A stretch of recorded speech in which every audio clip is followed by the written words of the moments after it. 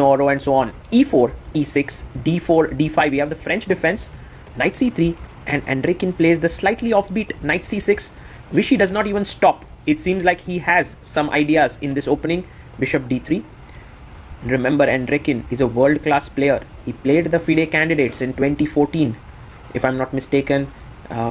H6 played, and Anand is gaining space on the king side. He brings his rook up.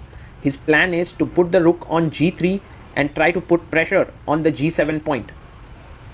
And he plays his rook to G3.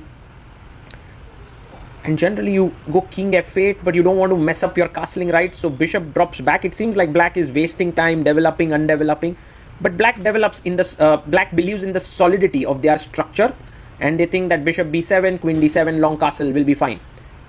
You can see Anand taking his time for the next plan, and he's planning to bring his queen to f4. And there you have it. The queen looks at f7, the rook looks at g7, and white is putting pressure here. Black defends the pawn, getting ready to long castle. And Vishy now, what should be his next plan is the question. In such positions, it's easy to go wrong. A4 played by him, maybe hinting at pushing the pawn to a5. Andreikin castles bishop a3 so as to weaken the g7 pawn. This bishop is the defender. Very interesting strategy. But in doing so, black would now complete their development after bishop a3, rook a3. And if you notice the imbalances for both sides, white has more space because of this pawn. Black's bishop is a bit bad, but when it comes to pawn structure, black's structure is bulletproof. Rook takes a3, and now maybe queen e7, attacking the rook on a3.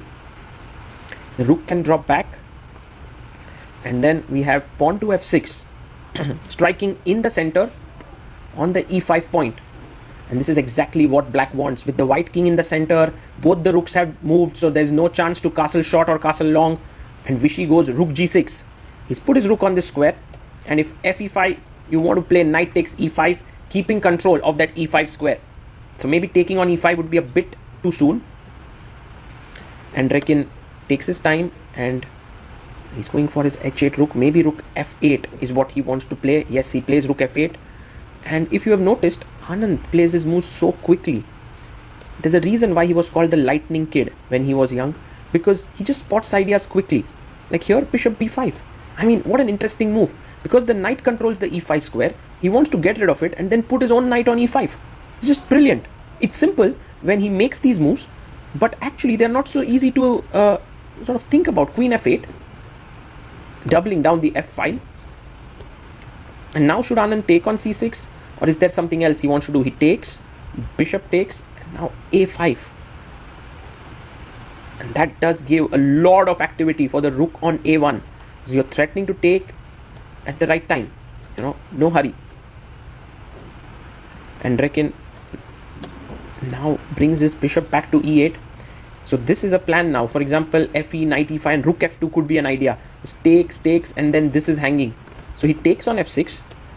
If rook takes f6, g7 pawn falls, so gf6. And now maybe rook can go to g8. But there's also a possibility to move the king away. He goes rook g8, queen e7. And black's plan is to break in the center with e5. Once the position opens up, the white king is in trouble. King d2, perfect move by Anand, the best move. Andreikin now is thinking about what to do of this rook on g8. He goes bishop to b5, offering a trade of rooks. And Anand chops on d8.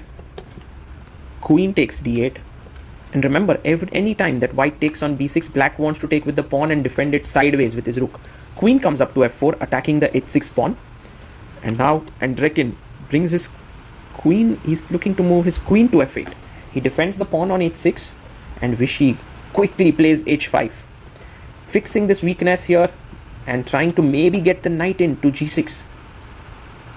Black goes king to b7, and Anand is ready with knight h4, e5 played. Now if you take here, f2 pawn is hanging, so he keeps the queen on f3, keeps this open. e4 is likely, but he takes. And Andreikin is playing on this belief that if pawn takes, his queen can enter in, and if queen takes pawn, he would have enough compensation. Now bishop c6 would be a blunder because of a6. So c6 is played, and queen takes pawn. The queen and the king are in one line, but Vishy has noticed that the rook cannot come here. So he's okay with it. He's playing very sharp chess here. but he's calculated his way through. And the king on d2 is weak. So Andreikin is looking at a way in which he can take advantage of the king's position. Queen c8, now threatening rook d7. A very smart idea is to run away with the king. King c1, king b2. Anand plays king c1. And now Andreikin looking for some kind of a move that will give him an advantage. Queen e6. Vishy takes, attacking a7, ab. And now calmly playing the king to b2. The rook moves in. The queen moves sideways, this time attacking the h6 pawn. I think there's no time to defend that pawn. Queen e2 played. Maybe queen c4 was stronger, offering a queen trade. Knight jumps into f5. And now the knight is eyeing the d6 square. It's a juicy check there. Bishop d3. Notice knight d6. There's rook d6. So Anand comes back. Knight e3 defends the pawn. The bishop drops back to h7. But now queen a4 with the idea of entering with the queen and the rook to checkmate the black king. Queen b5, he takes, because there's a check, pawn takes, rook d1 offering a trade, white is a pawn up. Andreikin takes, but now this endgame is a completely lost one. Knight e3, bishop goes back, Vishy plays his king. The speed at which Vishy is playing is just amazing. Bishop d7, g4 with the idea of knight f5, and you can't protect this pawn. And Anand has seen the king and pawn endgame is completely winning if bishop takes knight, and Andreikin, well, he plays king d5 and he loses on time. In fact, he resigns the game.